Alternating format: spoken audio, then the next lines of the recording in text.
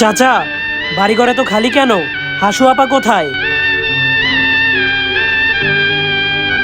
চাচা, কথা বলছেন না যে, চুপ করে আছেন কেন?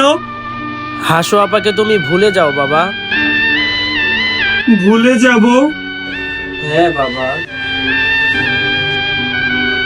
হাসু আপা তোমাদেরকে রেখে পালিয়ে গেছে বাবা।